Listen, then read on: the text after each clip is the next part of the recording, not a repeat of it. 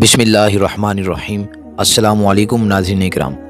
اللہ رب العزت نے اپنی لاریب کتاب قرآن مجید فرقان حمید برہان عظیم میں ارشاد فرمایا، اے لوگو، بے شک تمہارے پاس اللہ کی طرف سے ایک واضح دلیل آ گئی ہے اور ہم نے تمہاری طرف ایک روشن نور اتارا ہے۔ اللہ رب العزت نے نسل انسانیت کی رہنمائی کے لیے اپنے انبیاء اور رسول مبعوث فرمائے تاکہ اپنے برگزیدہ ہستیوں کے واسطے سے بندوں تک اپنے احکام پہنچائے۔ اس خالق کائنات اللہ رب العالمین کا کروڑہا شکر عظیم ہے کہ اس نے ہمیں انبیاء اور رسول کے سردار جناب احمد مجتبیٰ محمد مصطفیٰ رسول مکرم صلی اللہ تعالیٰ علیہ وآلہ وسلم کی امت میں پیدا کیا۔ انبیاء اور رسولوں کی نبوت اور رسالت کی دلیلوں کو معجزہ کہا جاتا ہے۔ اللہ تبارک و تعالیٰ جل جلالہ نے ہر نبی کو اس کی نبوت اور رسالت کے ثبوت کے لیے دلیل کے طور پر معجزات عطا کیے، جن کو لوگوں کے سامنے پیش کر کے انبیاء اور رسولوں نے اپنی نبوت اور رسالت کا ثبوت پیش کیا۔ آقا دو عالم صلی اللہ تعالیٰ علیہ وآلہ وسلم سے پہلے جتنے بھی پیغمبر یا رسول آئے، وہ سب ایک خاص قوم کی طرف مبعوث ہوئے اور انہوں نے اسی قوم کو سیدھے راستے پر لانے کے لیے معجزات ظاہر کیے۔ اللہ تبارک و تعالیٰ جل جلالہ نے کسی نبی کو ایک معجزہ دیا، کسی کو دو، کسی کو تین معجزے عطا فرمائے۔ آدم علیہ السلام معجزہ لے کر آئے، نوح علیہ السلام معجزہ لے کر آئے، موسیٰ علیہ السلام معجزہ لے کر آئے، عیسیٰ علیہ السلام معجزہ لے کر آئے، مگر ہمارے پیارے نبی اکرم شفیع معظم صلی اللہ تعالیٰ علیہ وآلہ وسلم سراپائے معجزہ بن کر تشریف لائے۔ آپ صلی اللہ علیہ وسلم کا دیکھنا معجزہ، آپ علیہ السلام کا بولنا معجزہ، آپ علیہ السلام کا بیٹھنا معجزہ، آپ علیہ السلام کی ذات، آپ علیہ السلام کی صفات، آپ علیہ السلام کی ہر ادا معجزہ ہے۔ اللہ رب العزت نے دوسرے انبیاء اکرام علیہ السلام کو جو معجزات عطا فرمائے وہ صرف ان کی ظاہری حیاتی مقدسہ تک دیکھے جا سکتے ہیں۔ اگر آج ہم موسیٰ علیہ السلام کے ماننے والوں سے پوچھیں کہ کیا تمہارے نبی سیدنا موسیٰ علیہ نبی جناب علیہ السلام کے پاس معجزات تھے، وہ کہیں گے ہاں۔ اگر ان کو یہ کہا جائے کہ اس وقت بھی موسیٰ علیہ السلام کا معجزہ دکھا سکتے ہو، تو وہ کہیں گے ان تمام معجزات کو ان کی ظاہری حیات مقدسہ میں ہی دیکھا جا سکتا ہے، اب ہم نہیں دکھا سکتے۔ اگر عیسیٰ علیہ السلام کے ماننے والوں سے پوچھا جائے تو بھی یہی جواب ملے گا۔ پر قربان جائیں ہم اپنے آقا دو عالم صلی اللہ تعالیٰ علیہ وآلہ وسلم پر کہ آج بھی ہم سے کوئی پوچھے نبی اکرم صلی اللہ تعالیٰ علیہ وآلہ وسلم کے معجزات کے بارے میں، تو ہم علی الاعلان کہیں گے کہ اے میرے نبی صلی اللہ علیہ وسلم کے معجزات کے بارے میں سوال کرنے والوں، قرآن پاک کی زیارت کر لو۔ یہ قرآن پاک میرے نبی اکرم صلی اللہ تعالیٰ علیہ وآلہ وسلم کا وہ معجزہ ہے جو قیامت تک باقی رہے گا۔ قرآن پاک کا ہر لفظ، ہر شد، مد، زبر، زیر عظمت مصطفیٰ صلی اللہ تعالیٰ علیہ وآلہ وسلم کی گواہ ہیں۔ معجزہ کی تعریف یوں بھی کی جا سکتی ہے کہ معجزہ اس امر کو کہتے ہیں جو مدعی نبوت کے ہاتھ پر ظاہر ہو اور تمام کل عالم اس کے معارضہ اور مقابلہ یعنی اس کی مثل لانے سے عاجز ہو، تاکہ منکرین اور مخالفین پر یہ بات واضح ہو جائے کہ یہ شخص کوئی عام نہیں بلکہ خدا کا برگزیدہ ہے۔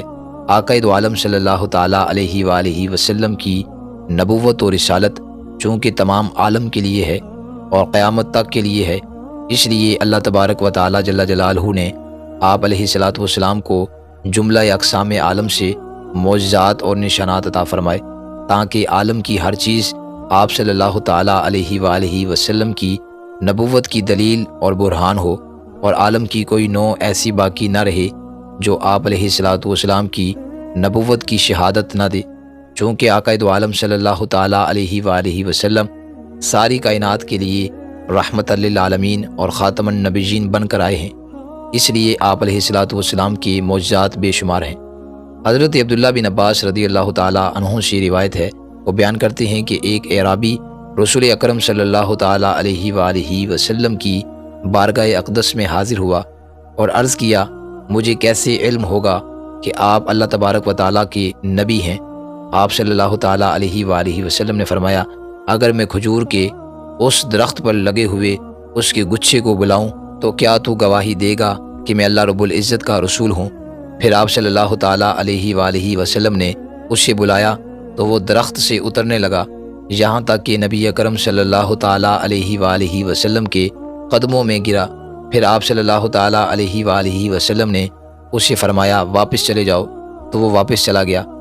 اس اعرابی نے نباتات کی محبت و اطاعت رسول صلی اللہ تعالیٰ علیہ وآلہ وسلم کا یہ منظر دیکھ کر اسلام قبول کر لیا۔ چاند دو ٹکڑے ہو گیا۔ ناظرین اکرام، کفار مکہ نے جب ہمارے پیارے آقا صلی اللہ تعالیٰ علیہ وآلہ وسلم سے یہ معجزہ طلب کیا تو آپ صلی اللہ تعالیٰ علیہ وآلہ وسلم نے چاند کو دو ٹکڑے کر کے دکھا دیا۔ ایک ٹکڑا جبل ابو قبیس پر نظر آیا اور دوسرا ٹکڑا جبل کئی کا آن پر دیکھا گیا۔ اس طرح چاند کو دو پارا کر کے ہمارے پیارے آقا صلی اللہ تعالیٰ علیہ وآلہ وسلم نے کفار مکہ کو دکھا دیا اور فرمایا کہ تم لوگ گواہ ہو جاؤ۔ ناظرین اکرام، یہ دیکھ کر کفار مکہ نے کہا کہ محمد صلی اللہ تعالیٰ علیہ وآلہ وسلم نے جادو کر کے ہماری نظر بندی کر دی ہے۔ اس پر انہی کی جماعت کے لوگوں نے کہا کہ اگر یہ نظر بندی ہے تو مکہ سے باہر کے کسی آدمی کو چاند کے حصے نظر نہ آئے ہوں گے، لہٰذا آپ باہر سے جو قافلے آنے والے ہیں ان کی جستجو رکھو اور مسافروں سے دریافت کرو۔ اگر دوسرے مقامات پر بھی چاند کا شک ہونا دیکھا گیا تو بے شک یہ معجزہ ہے۔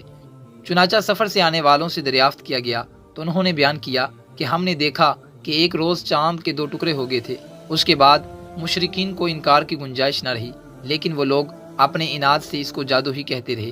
یہ معجزہ عظیمہ صحاح کیا حدیث کثیرہ میں مذکور ہے۔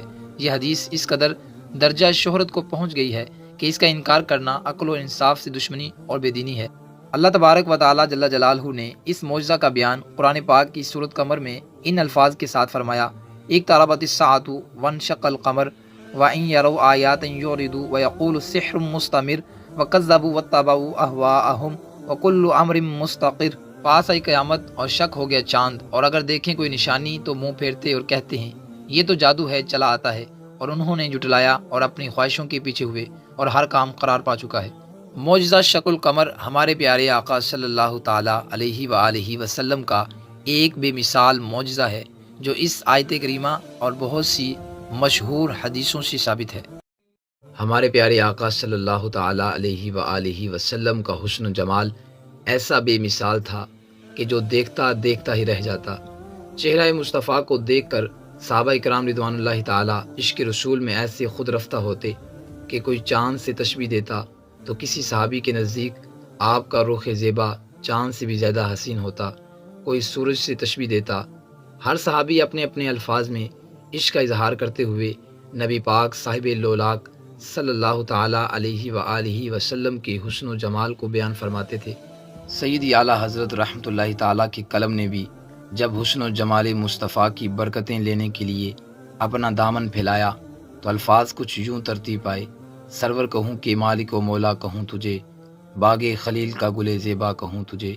ناظرین اکرام، اہل عشق و محبت کا عقیدہ ہے کہ اگر بطور دلیل نبوت رسول پاک صلی اللہ تعالیٰ علیہ وآلہ وسلم کو قرآن یا معجزات نہ بھی عطا کیے جائیں تو آپ علیہ السلام کو اللہ تعالیٰ نے جو صرف ظاہری حسن عطا فرمایا ہے وہ بھی نبوت کی دلیل کے لیے کافی تھا، کیونکہ جن کے پسینے سے پھول کو خوشبو ملے، جن کے حسن سے چاند کو چمک اور سورج کو دمک ملے، جو زلف سنوارے تو رات کو اندھیرا مل جائے، جو چہرے سے پردہ ہٹائے تو صبح کو سویرا مل جائے۔ حضرت عبداللہ بن سلام رضی اللہ تعالیٰ عنہ فرماتے ہیں آپ یہود کے بہت بڑے عالم تھے۔ آپ فرماتے ہیں مجھے یہود نے رسول پاک صلی اللہ تعالیٰ علیہ وآلہ وسلم کے متعلق بہت غلط باتیں بتا رکھی تھی، لیکن جب رسول پاک صلی اللہ تعالیٰ علیہ وآلہ وسلم مدینہ تشریف لائے اور میں نے رسول پاک صلی اللہ تعالیٰ علیہ وآلہ وسلم کا رخ انور دیکھا تو مجھے یقین ہو گیا ان وجہہ لیس بوجہ کذاب، ایسے چہرے کی حامل ہستی سے کبھی جھوٹ کا تصور نہیں کیا جا سکتا۔ صحابہ کرام رضوان اللہ تعالیٰ فرماتے ہیں ہم نے رسول پاک صلی اللہ تعالیٰ علیہ وآلہ وسلم سے زیادہ حسین کسی کو نہ پایا، کأن الشمس تجری فی وجہہ، ایسے لگتا تھا جیسے سورج آپ کے چہرے کا طواف کر رہا ہے۔ تو کسی شاعر نے کیا خوب لکھا، کوئی کہتا ہے کہ کعبے میں خدا رہتا ہے، کوئی کہتا ہے سر عرش اولی میں رہتا ہے، ہم فقیروں کا عقیدہ ہے کہ خدا اپنے محبوب کے جلووں میں چھپا رہتا ہے۔ مولا روم رحمۃ اللہ تعالیٰ فرماتے ہیں کہ ایک مرتبہ رسول پاک صلی اللہ تعالیٰ علیہ وآلہ وسلم نے جبریل امین علیہ السلام سے فرمایا کہ اپنا سارا حسن دکھاؤ۔ جبریل نے اپنے 600 پر کھول دیے تو ہر طرف حسن کے جلوے بکھر گئے۔ پھر جبریل علیہ السلام نے کہا آپ بھی حضور اپنا سارا حسن دکھائیں جو بشریت کے پردوں میں چھپا رکھا ہے۔ آپ صلی اللہ تعالیٰ علیہ وآلہ وسلم نے فرمایا، اے جبریل، تو میرا حسن نہیں دیکھ سکتا۔ رومی فرماتے ہیں کہ نبی صلی اللہ تعالیٰ علیہ وآلہ وسلم نے تو جبریل کا سارا حسن دیکھ لیا، اور حضور اگر اپنے ایک پردے کو ہٹا دیتے تو جبریل قیامت تک بے ہوش ہو جاتے۔ اے جبریل، تو بڑی عزت و شان والا ہے، لیکن اس شمع محمدی کا پروانہ تو نہیں ہے۔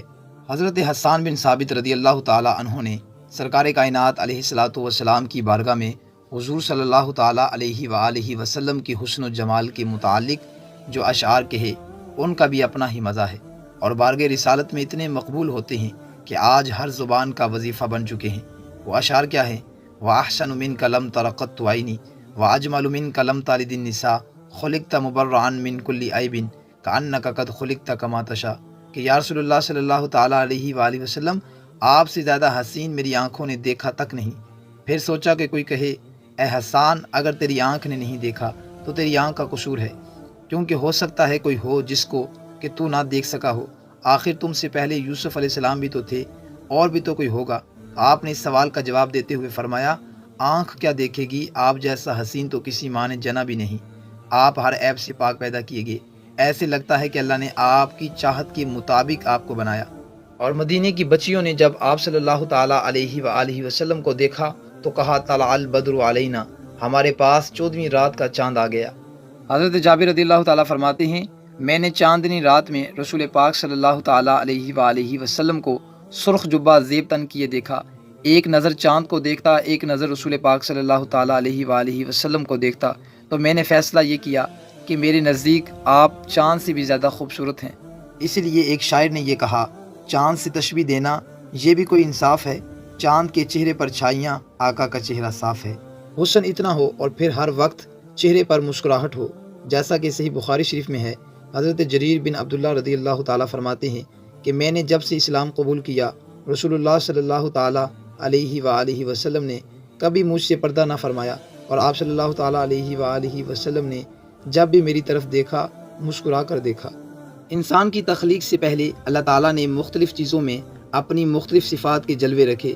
چنانچہ پہاڑوں کو دیکھو تو اللہ تعالیٰ کی صفت و جلال کا جلوہ نظر آتا ہے، سمندر کو دیکھو تو اس کے فضل و عطا کی صفت کا جلوہ نظر آئے گا، پھول کو دیکھو تو اس کی محبت کا مظہر نظر آئے۔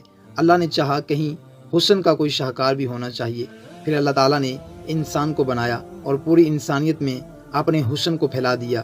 لقد خلقنا الانسان فی احسن تقویم، پھر سارے انسانوں کا حسن نبیوں میں اکٹھا فرما دیا، اور سارے نبیوں میں جو حسن متفرق تھا وہ سارا اپنے محبوب کی رخ وضحا پہ جمع فرما دیا گیا۔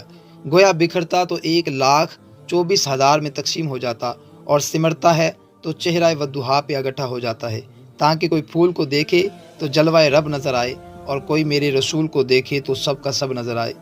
جب اپنے حسن کی محفل سجانے کا خیال آیا، حریم ناز کے پردے اٹھانے کا خیال آیا، خدا کو نور جب اپنا دکھانے کا خیال آیا، محمد کملی والے کو بنانے کا خیال آیا۔ کأنک قد خلقت کما تشاء، گویا ہر نبی کو اپنی مرضی سے بنایا، اور جب محبوب کو بنانا تھا تو پوچھا تجھے کیسا بناؤں؟ تو محبوب نے عرض کیا، مولا اگر پوچھ ہی لیا ہے تو پھر ایسا بنا دے، زبان میری ہو کلام تیرا ہو، سینہ میرا ہو علم تیرا ہو، ہاتھ میرے ہوں طاقت تیری ہو، چہرہ میرا ہو دیدار تیرا ہو، جو مجھے دیکھ لے وہ تجھے دیکھ لے۔ السلام علیکم دوستو، ہمارے پیارے آقا صلی اللہ تعالیٰ علیہ وآلہ وسلم اللہ تعالیٰ کے سب سے محبوب نبی ہیں۔ آپ صلی اللہ تعالیٰ علیہ وآلہ وسلم کی پیدائش اور زندگی مبارکہ ہر لمحہ معجزات خدا سے منور تھا، کیونکہ آپ صلی اللہ تعالیٰ علیہ وآلہ وسلم جیسا نہ کوئی آیا، نہ ہے، اور نہ ہی آئے گا۔ حضرت حسان رضی اللہ تعالیٰ جو اسلام کے پہلے شاعر تھے، نبی صلی اللہ تعالیٰ علیہ وآلہ وسلم کی شان اقدس میں یہ نعتیہ کلمات پڑھتے تھے کہ حضور صلی اللہ علیہ وسلم آپ جیسا حسین و جمیل نہ کسی ماں نے جنا اور نہ ہی کوئی ماں جنے گی۔ جب ہمارے پیارے آقا صلی اللہ تعالیٰ علیہ وآلہ وسلم اپنی والدہ ماجدہ حضرت بی بی آمنہ سلام اللہ علیہا کے شکم مبارک میں تھے تو بی بی آمنہ کی پیشانی پر نور کی مانند چمکتے دکھائی دیتے۔ بی بی آمنہ کہیں بھی تشریف لے جاتی تو بادل آپ پر سایہ کرتے، درخت جھک کر سلام پیش کرتے، اور پتھر بول کر سلامتی بیچ دیتے۔ جب ہمارے پیارے آقا صلی اللہ تعالیٰ علیہ وآلہ وسلم کی پیدائش مبارک ہوئی تو پورے آسمان پر نور ہی نور پھیل گیا۔ دنیا کے تمام بت اور مجسمے اوندے منہ گر پڑے۔ حضرت جبریل امین علیہ السلام نے مشرق و مغرب، شمال و جنوب میں جشن ولادت مصطفیٰ صلی اللہ تعالیٰ علیہ وآلہ وسلم کی خوشی میں جھنڈے لگائے۔ فرشتے آپ صلی اللہ تعالیٰ علیہ وآلہ وسلم کے استقبال کے لیے آسمانوں سے قطاروں کی شکل میں نازل ہوئے اور ہر اندھیرا اجالے میں تبدیل ہو گیا۔ حضور نبی اکرم شفیع امت صلی اللہ تعالیٰ علیہ وآلہ وسلم کی ولادت باسعادت کے متعلق آپ صلی اللہ تعالیٰ علیہ وآلہ وسلم کے دادا جان حضرت عبد المطلب رضی اللہ تعالیٰ عنہ فرماتے ہیں کہ میں کعبۃ اللہ کا طواف کر رہا تھا کہ اچانک میں نے دیکھا کہ کعبہ چاروں طرف سے جھکا اور مقام ابراہیم میں سجدہ کرنے لگا۔ اس دوران کعبے سے تکبیر کی صدائیں سنائی دے رہی تھی۔ پھر میں نے دیکھا کہ کعبہ سیدھا کھڑا ہوا اور اس سے آواز آئی، سب تعریفیں اس اللہ کے لیے ہے جس نے مجھے محمد صلی اللہ تعالیٰ علیہ وآلہ وسلم کے ساتھ مخصوص فرمایا۔ حضور سرور کائنات صلی اللہ تعالیٰ علیہ وآلہ وسلم کے دادا جان فرماتے ہیں کہ میں نے ارکان کعبہ کو آپس میں ایک دوسرے پر سلام بھیجتے سنا۔ جب میں باب صفا سے باہر کی جانب گیا تو زمین کی ہر چیز مجھے تکبیر و حمد کرتے دکھائی دی۔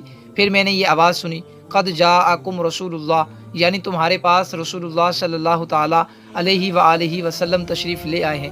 جب میری نگاہ بتوں کی جانب مرکوز ہوئی تو سب کے سب بت اوندے منہ گر پڑے تھے۔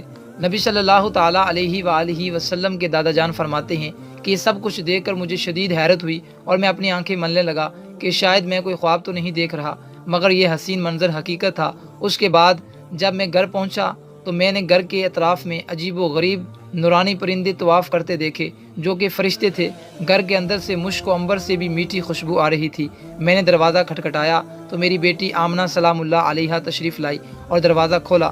حضور سرور کائنات صلی اللہ تعالیٰ علیہ وآلہ وسلم کی والدہ ماجدہ حضرت بی بی آمنہ سلام اللہ علیہا کی پیشانی پر ایک نور چمکتا دکھائی دیتا تھا۔ حضرت عبد المطلب رضی اللہ تعالیٰ عنہ فرماتے ہیں کہ میں نے دیکھا کہ بی بی آمنہ کے چہرے پر کوئی ضعف یعنی کمزوری وغیرہ کا اثر نہیں تھا اور بی بی آمنہ کی پیشانی پر جو نور چمکتا دکھائی دیتا تھا وہ نظر نہ آیا۔ حضرت عبد المطلب رضی اللہ تعالیٰ عنہ نے پوچھا، بیٹی آمنہ تمہاری پیشانی پر نور کہاں ہے؟ تو بی بی آمنہ سلام اللہ علیہا فرمانے لگی، اے میرے ابا جان، اب سے کچھ دیر پہلے میں نے ایک بچے کو جنم دیا ہے، وہ نور میرا بیٹا ہی تھا جو اب دنیا میں تشریف لا چکا ہے، اس لیے پیشانی پر وہ نور دکھائی نہیں دے رہا۔ حضور سرور کائنات صلی اللہ تعالیٰ علیہ وآلہ وسلم کی پیدائش ایک معجزہ تھی۔ ہمارے پیارے آقا صلی اللہ تعالیٰ علیہ وآلہ وسلم کی جب پیدائش ہوئی تو آپ بالکل پاک صاف اور چمکتے ہوئے اس دنیا میں تشریف لائے۔ بی بی آمنہ سلام اللہ علیہا فرماتی ہیں کہ نبی صلی اللہ تعالیٰ علیہ وآلہ وسلم کی پیدائش کے بعد ایک غیبی آواز سنائی دی اور میں نے سنا کہ پکارنے والا کہہ رہا تھا کہ اس کا نام محمد صلی اللہ تعالیٰ علیہ وآلہ وسلم رکھنا۔ یہ بچہ وہی ہے جس کا ساری دنیا کو انتظار تھا، جو دنیا کے اندھیروں اور کفر و جہالت کا خاتمہ کرے گا۔ یہ بچہ وہ آخری نبی ہے جس کی تشریف آوری کی خبر تمام انبیاء کرام علیہم السلام دیتے رہے۔ اس کا نام آسمانوں پر محمود ہے، زبور میں ہادی اور انجیر میں احمد اور قرآن میں طٰہٰ، یاسین اور محمد صلی اللہ تعالیٰ علیہ وآلہ وسلم ہے۔ فضل و کمال کے عنوان میں حضور صلی اللہ تعالیٰ علیہ وآلہ وسلم کی صرف ان 44 خصوصیات کے ذکر پر ہی اکتفا کیا جائے گا جو حضرت شاہ عبد العزیز رحمۃ اللہ تعالیٰ نے اپنی تفسیر فتح العزیز پارہ نمبر 30 صفحہ نمبر 218 پر ذکر فرمائی ہے۔ چونکہ اصل عبارت فارسی ہے لہٰذا عوام الناس کے فائدے کے لیے صرف اردو ترجمہ ہی بتایا جائے گا۔ یاد رہے کہ ہمارے آقا صلی اللہ تعالیٰ علیہ وآلہ وسلم کی ہزاروں خصوصیات میں سے یہ چند ہیں، ورنہ اس موضوع پر امام جلال الدین سیوطی رحمۃ اللہ تعالیٰ اور دیگر بزرگوں نے پوری کتابیں لکھی ہیں۔ یہ وہ خصوصیتیں ہیں جو ہمارے آقا صلی اللہ تعالیٰ علیہ وآلہ وسلم کے بدن مبارک کو دی گئی۔ ہمارے آقا صلی اللہ تعالیٰ علیہ وآلہ وسلم اپنی پشت مبارک سے ویسا ہی دیکھتے تھے جیسا کہ اپنے سامنے سے دیکھتے تھے، اور رات کو اور اندھیرے میں بھی ویسا ہی دیکھتے تھے جیسا کہ دن کو اور روشنی میں دیکھتے تھے۔ آپ صلی اللہ تعالیٰ علیہ وآلہ وسلم کے منہ مبارک کا لعاب کڑوے پانی کو میٹھا کر دیتا، اور شیر خوار بچے کے منہ میں آپ صلی اللہ تعالیٰ علیہ وآلہ وسلم اپنے دہن مبارک سے ایک قطرہ ٹپکاتے، وہ بچے سارا دن شکم سیر رہتے اور دودھ نہ مانگتے، جیسا کہ عاشوراء کے دن اہل بیت کے بچوں پر تجربہ ہوا۔ ہمارے آقا صلی اللہ تعالیٰ علیہ وآلہ وسلم کے بغل مبارک نہایت سفید صاف شفاف تھے، ان میں بال مطلق نہیں تھے۔ آپ صلی اللہ تعالیٰ علیہ وآلہ وسلم کی آواز مبارک اتنی دور پہنچتی کہ دوسرے لوگوں کی اس سے 100ویں حصے تک بھی نہ پہنچتی۔ اسی طرح آپ صلی اللہ تعالیٰ علیہ وآلہ وسلم اتنی دوری سے سنتے کہ کوئی دوسرا نہ سن سکتا۔